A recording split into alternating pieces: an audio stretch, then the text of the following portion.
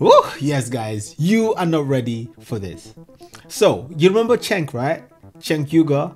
Well, he faced off with the one and the only Green Prince.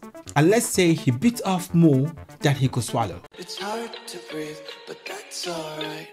Yo guys, welcome back to Share Unfiltered. Today guys, we've got a fire debate between Cenk Uygur and the Green Prince. Things got really intense and let's just say he met his match. I'm not going to spoil it for you, so guys, we're going to jump straight into the video. But before we start guys, make sure you smash like, subscribe, let's get this one started, and make sure you share this video to someone. Let's go. Look, what Hamas did on October 7 was barbaric, was a genocide motivated by sick religion. They attempted to ethnically cleanse a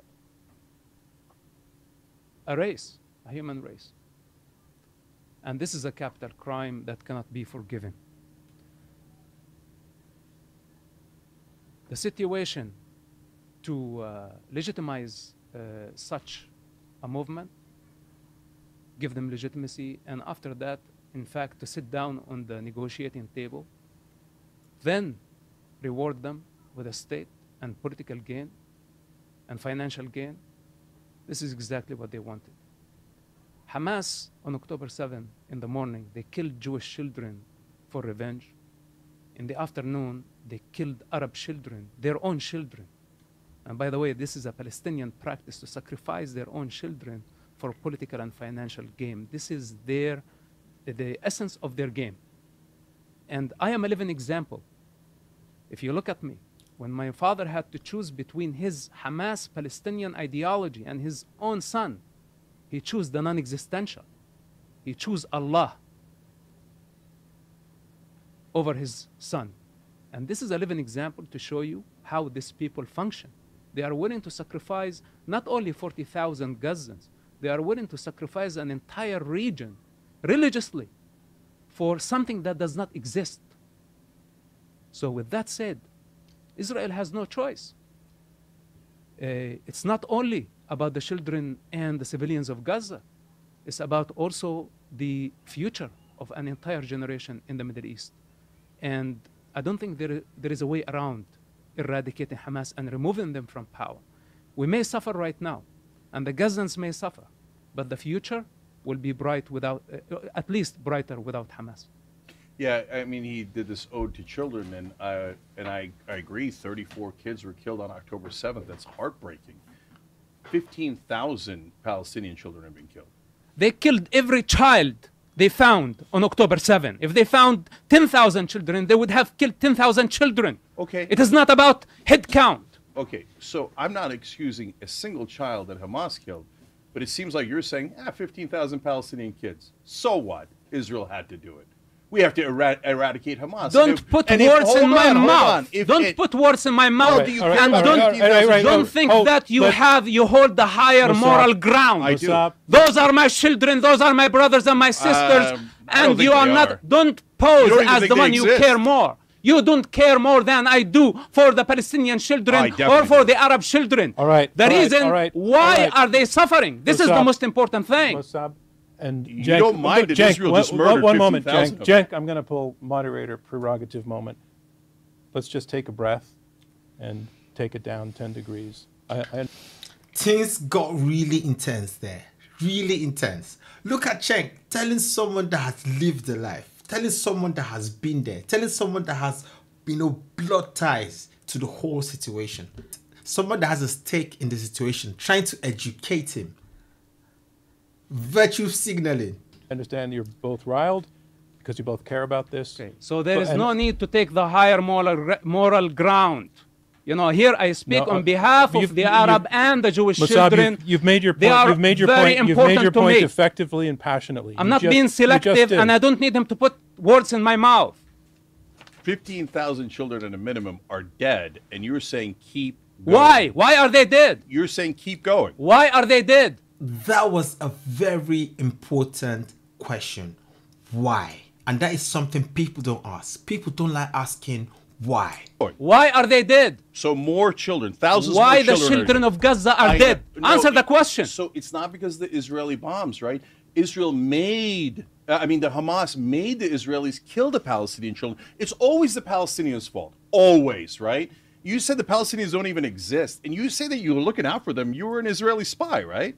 I said Palestine does not exist. I did not say Arabs don't exist. Okay, but I mean, you're claiming that you care about the Palestinians, but you were an Israeli spy. And you said your father sold you out. Didn't you sell out your dad? I'm not saying you shouldn't have. I get why you did it, but you sold him out. He didn't sell you out. You were the traitor. So basically, right now, you're just going on a personal attack. Let me ask you this question. No, because I'm addressing what you said. Okay, I want to answer you. Okay. If you had information about a suicide bomber that is about to kill people indiscriminately, would you report them to the authorities? I didn't blame you for what you did. I said I understand answer what the you question, did. yes or no. Would you report it? Of course I would report a terrorist attack. Would that make you a traitor? Well, it depends on the situation, but It depends on which situation. Okay. If you had information about a suicide bomber that is about to kill people indiscriminately, would you report them to the authorities? I didn't blame you for what you did. I said I understand answer what the you question, did. yes or no. Would you report it? Of course I would report a terrorist attack. Would that make you a traitor? Well, it depends on the situation. But when you All right. said that your dad sold you out, that's just not true. I'm going to step in again because it has gotten personal. I understand you're both feeling it, and that's just not what we do here. We want to keep it on the points. So Okay. I understand feelings have been hurt. Yeah, but then I need to answer his question. I need to answer his question. I want to move on from that question because we're going to keep going in that direction in circles. Fair enough. But can I answer the No. I got to pull this Go on, move on.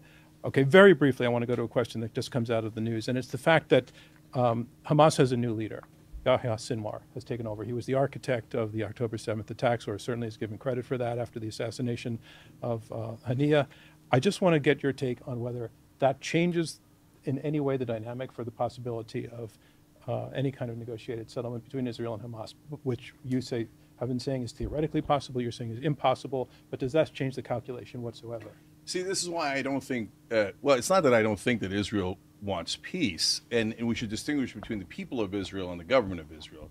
I believe the people of Israel do want peace. I think that they're greatly misguided these days about how to get there. They believe that just killing more Palestinians might get them there. It's never, ever going to get them to peace. It's going to get them to more war. But their government is very clear. And one of the ways that they have prevented peace is they just killed Ismail Haniyeh, who was the moderate within Hamas. Now you can say, oh, no, Hamas has no moderates. They're all Nazis. A lot of people say that. Yeah, okay, that's fine. But every movement has somebody who wants to get to peace, wants to do a negotiation, is more moderate relative to their movement, right?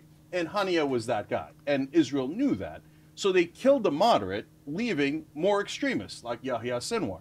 And now Yahya Sinwar... What does Israel get out of that, tactically or strategically? Because Good question. We have to acknowledge the geopolitical circumstance as it stands today. Netanyahu is deeply unpopular in Israel, will almost certainly lose an election if it's called right now. He knows that. Everyone is aware of that. That is why a lot of Israelis are frustrated with Netanyahu for not getting the hostages back home for his own political ambitions. So the only way that the election would be called now is if the far right-wing Ben-Gvir and Smotrich pull out of the government. The only way that they would pull out of the government is if there's a ceasefire, and they have said that very clearly on the record. They have said if there's a ceasefire, we're going to end this government, and Netanyahu will lose probably this time forever. So Netanyahu has every incentive to kill the moderates inside Hamas so that the extremists take over, and he goes, oh, well, golly, gee, now I double can't get to a peace deal. Okay, let me take the question also to you, Mosab, about Sinwar taking over. Does that change the calculation in any way for you? Look, there is no difference between Sinwar and Haniyeh. They are both complicit in the crime. Both of them have blood on their hands. Both of them sacrificed children as a strategy to gain power, and they couldn't be more careless about the future of the Palestinian children. And I think both leaders must be brought to justice, and if it's not possible, and there is no way around it, then killing them is a virtue. Killing them, in fact, is a day of celebration because we know that heads of evil are being removed from power. Now, for those who dare to question Israel without addressing this evil practice of sacrificing children done by Haniya and Sinwar and all the Palestinian ideologists throughout the century, by the way. If they haven't already condemned this culture that targets children and put them in harm's way, then they don't have the authority to question what Israel is doing. If they want to question what Israel is doing, they first must address this evil practice. Otherwise, they are hypocrites and they just pose as they are standing on a high moral ground and they have the authority to question people and label this person this and that person that. This is not how it works. If you want to be truthful, then you have to be truthful all the way. All right, we're going to take a break. To be honest, Mosab says things that, scare me. He just says things so raw, unapologetic. He doesn't care about political correctness. His directness is just second to none. Do you hear highlighted the point of Palestinian children being sacrificed? But if you look at how the wars have been going on for years and years, children keep dying and dying and dying. Kids dying and dying and dying. They never had a chance to life. Children just being wasted. Welcome back to Open to Debate. I'm John Donvan. The question we're taking on, can Israel make peace with Hamas? Our guests are Cenk Uygur and Mosab Yousef. Let me say that again, and Mosab Yousef. What we like to do in our debates at this point is ask for people who are experts in the topic or following the topic to also submit questions that I'll read to you, and some of them have given a lot of thought to these. The first one I want to bring in it comes from Nicole Naraya, who is a senior politics reporter at Vox, who has covered the history of the Israeli-Palestinian conflict extensively and helped lead the organization's coverage of the Gaza war. Her question is this: the kind of regional escalation many experts warned of is now here. In the wake of the recent assassinations of top Hamas and Hezbollah leaders, Hezbollah and its Iranian allies are expected to retaliate harshly. The U.S. is moving military assets to the Middle East in preparation. Full-scale war appears possible. Will that force Israel to turn its attention away from Hamas in Gaza, if only because it faces a more pressing threat along its northern border with Lebanon?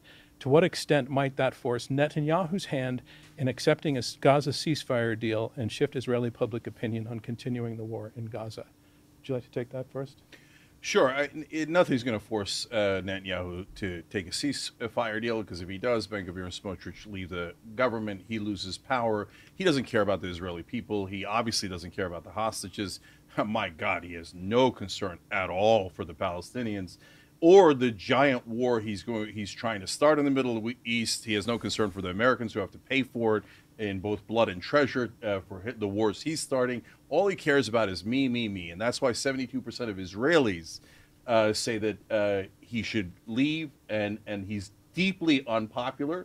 And so that's why I say never say that all Israelis are this way or that way. Like any nation, there's great variety. And right now, like a lot of nations, they're like, we did not like Dick Cheney and George Bush when they executed the Iraq war. A lot of Israelis don't like Netanyahu.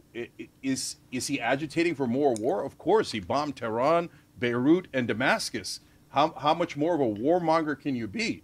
So, I mean, you talk about sacrificing children. I keep saying I can't stand that 34 kids were killed in Israel. I can't stand that over 15,000 kids have been killed in the Palestinian areas. But how could you possibly say, can you believe Hamas killed those kids? But you won't say, can you believe Netanyahu killed the Palestinian kids? So many more, a stadium full of kids. Isn't that enough?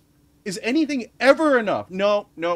It's all Hamas's fault. They made us kill them. They made us do this. We're never going to get to peace with them because they're the violent ones. Well, when you kill 35 times as many civilians as they did, you don't get to say that they're the violent ones because you're 30 times as violent. But I'm never going to hold that against the Israeli people. I just want to get the peace so we can have two beautiful nations.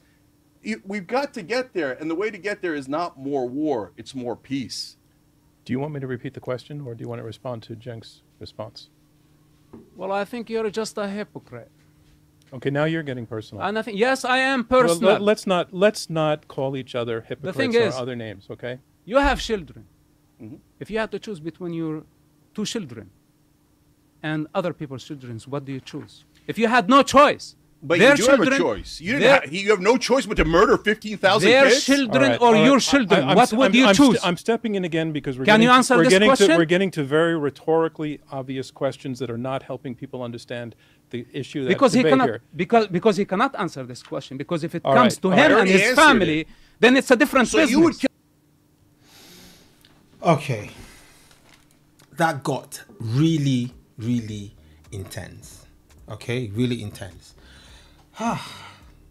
You know what I believe in? I believe in calling a spade and not a big spoon. I believe in cause and effect. And does the end justify the means? Now that is a very serious question. Does it really? Okay, some people will say it depends. But what do you mean? All right. So if we go to October 7th, let's leave 1948 and let's leave the years before that and any other war, let's leave that. We're going back to October 7th, right? Israel were attacked. And what they say is they are going to get their hostages back. They didn't say they're going to revenge. They said they're going to get their hostages back. And in that process, their enemies, you know, Hamas, don't want to give them back the hostages. So they have to use force to get back their hostages. Now, the thing is this. From things I've seen online, Israel send leaflets informing the people, informing the civilians to evacuate because they have intel that they have Hamas insurgents in certain civilian places, all right, and those are their targets. So people have time to evacuate so they can attack, all right. So that surprise, you know, that element of surprise is not there anymore. They also talked about the tunnels, that there are tunnels in hospitals, okay? And also some reports came out saying the civilians are not allowed to evacuate. Hamas are not letting them evacuate. In conflicts like this, we need to ask why, to understand what's going on. It's not to look at things at the surface level, because you can look at the facts on ground, but then when you look at the facts that there, are people dying? People are dying. Why are they dying? Bombs are being thrown there in civilian areas. Why are bombs being thrown in civilian areas? Because the enemies are there. But why are they targeting the enemies where there are civilians? Oh, actually they sent information to civilians, give them ample time to evacuate. Does that justify killing civilians? No, it doesn't. If I was a civilian and I know that the place I'm staying at is going to be attacked, I'm evacuating. I'm of the opinion that a lot of these people debating for Palestine need to use a different approach. They need to use a better approach, an approach of facts, logic, truth. And you shall know the truth, and the truth shall set you free. You want to free Palestine? The truth shall set you free. All right? Because a lot of the pro-Palestinian debaters, you know, what they use is they try to tug on people's emotions, try to say, oh, look at the amount of people that are dying. But you don't talk about the cause. There's a cause and effect. What is the cause? What caused it? Okay, this is the effect of the cause. So let's talk about the truth, the causes, and how the cause can be stopped. All right, what caused it? You know, if you take out the cause, there'll be no effect. You know, action and reaction. If you remove the action, there'll be no reaction. Isn't that so? People there thinking that, oh, if you support facts, logic, and truth, or you're not supporting Palestine. No, on the contrary, we need a free Palestine more than most of these activists, or maybe even more than all the activists, who knows. But we need a free Palestine, and I'll tell you why we need a free Palestine. First of all, I'll tell you why Israel needs a free Palestine. One, Israel needs a free Palestine because with a free Palestine, there will be less missiles flying into Israel, and they will have more peace, more safety, more tourism, and they'll use their resources for better things, for the betterment of their country. And if there are more reasons why Israel needs a free Palestine, guys, let me know in the comment section, okay? And two, the reason why real Palestinians, all right, so the people that live in Palestine, that claim Palestine as their land, that believe they are Palestinian, all right, those ones, The reason why they need a free Palestine is because one, they need peace. They need a stable economy. They need a place they can be proud of to call home, a place with a thriving economy, their small paradise on earth. Because I've seen videos of Gaza. That place is beautiful. Like, have you seen the beaches? That place is nice. Like, it could easily be a small paradise on earth, a little haven. So they need that for themselves, all right? A place they can be proud of, go walk around on the streets, live in safety and perfect harmony. I think that's another reason why the Palestinians need a free Palestine. So if there are more reasons, guys, let me know in the comment section. And the third one, people like me, the reason why we need a free Palestine as soon as possible is so that it will be taken off the news and the problems in countries like mine will be highlighted. Because right now, the things going on in Nigeria have been overshadowed by the Israel-Palestine war, has been overshadowed completely. All right, so nobody even, gives a hoot. Nobody even knows what's going on there. It's all being covered, but once Palestine is out of the way, it's free. This might be a selfish reason, guys. I don't know if it's selfish, okay, but maybe it is, maybe it's not. I don't know, but still, once Palestine's off the news, then the other issues going on around the world can be tackled, all right? Because the Palestinian activists, they're all over the news. Every opportunity, they've taken it, they've blocked it. So yes, guys, we do. So, again, I say, truth. And you shall know the truth. And the truth shall set you free.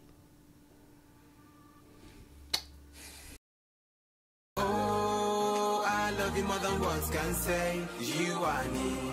Oh, you are the light that shine in my way. You are me. Oh, I love you more than words can say. You are me. Oh, you are the light that shine in my way.